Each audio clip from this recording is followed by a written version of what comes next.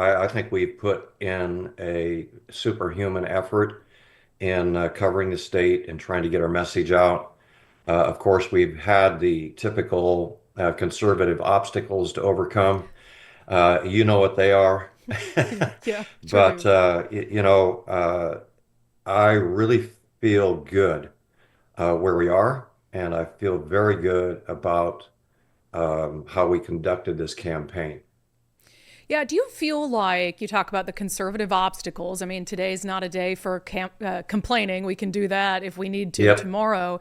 But, I've pointed them out on my show. I think there's definitely a media issue and a media bias and all of that. But, through the ads, I mean, you can't turn on the TV without seeing a Bob Ferguson ad attacking you as like a right wing extremist.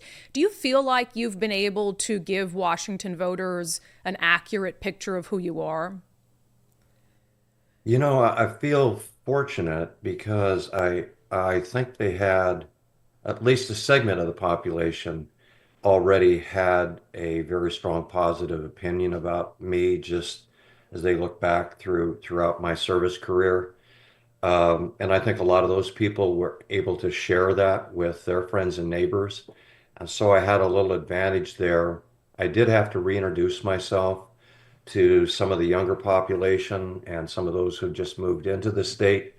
And that was a mission. And I think that once they had an opportunity to meet me or hear me, I believe that we were able to sway some people to have faith in us.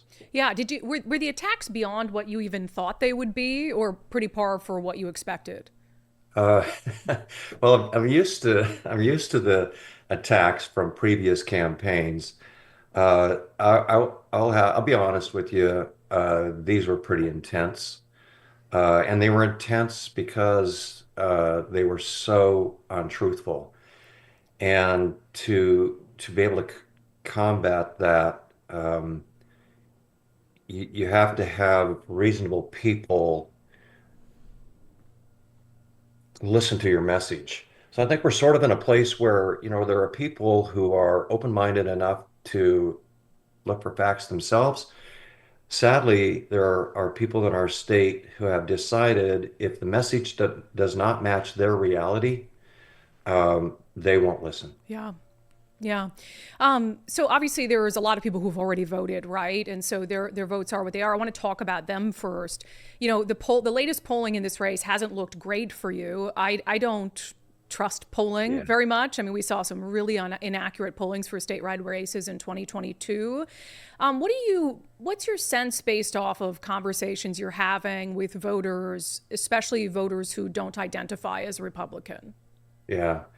Man, if we just went by all of the anecdotal experiences, well, not those aren't anecdotal, but stories that I might hear from others, and then my personal experience in interacting with people that are identified as swing voters, we win this race. And I'll point to, and you so expertly highlighted the Pacific Islander event, Asian Pacific Islander event, that was totally unexpected. And it was, as we entered, we were told to expect some backlash, but instead it was overwhelming support by hundreds of people there. So I just think that I'll share one story that was is sort of humorous too. I was downtown meeting with some businessmen and women in Belltown 2, 3 weeks ago, and as we were walking to the event, it was probably around 6 o'clock in the evening.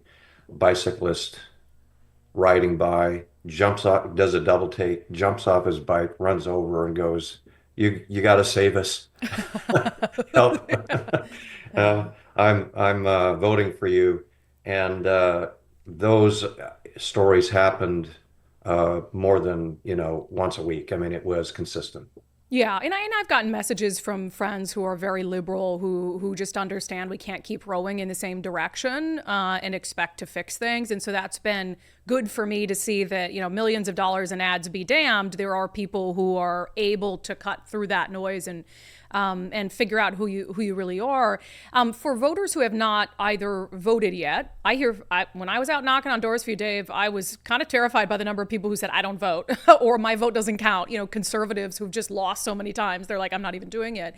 Yeah. Or for folks who just haven't found the enthusiasm to pick up the ballot that's sitting on their counter and fill it out. What's your message to them today?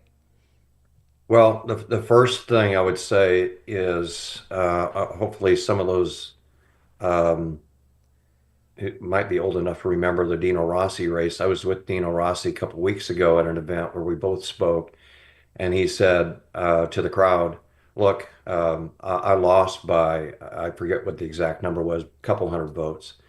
And then he said that was sad enough. There were three recounts. But what was really sad is afterwards, people told him, gee, if I'd known it was that close, I would have voted. Oh, I don't want to be Dino Rossi walking the streets later and have people say that to me. Ladies and gentlemen, please vote. This is the opportunity to take back the state of Washington and get your vote in today. It is critical for you, businesses, jobs, um, crime, public safety, education, all of those things today we could balance and not go to the extreme like we have been the last 12 years. yeah. Amen. Well, I know that we'll be talking to you after the first ballots drop, hopefully tonight, maybe even tomorrow. Again, thank you for letting us kind of come along and tag along on the ride with you a little bit. And as I've told everybody else, it's been painful for me to sit and watch the commercials painting you as someone you're not. And for anyone who has a doubt in their mind, I mean, you are just a really world-class human being. And I hope that every single person who cast a vote for you is proud of that vote. So, Dave, I know you're a candidate on election day, but you're a grandpa first. So go get your granddaughter to her doctor's appointment, okay? Well, I gotta say this, I feel world class because of the world class people that live here. Yeah.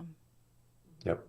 Yeah. I agree. There are problems with the state, but at the end of the day, I think people love the state. They love it in different ways, Yeah. but we all want to see it improve. So hopefully we can do that after today. All right, Dave Yep. Reichert, good luck today. Thank you so much. Later. So that is Dave Reichert, a candidate for governor in Washington state, trying to become the first Republican governor in our state in 40 years. And look, he faces an uphill battle. I'm under no illusions about that. I've said that on the show. I believe that the day he got into the race, that it is hard to overturn 40 years of blue.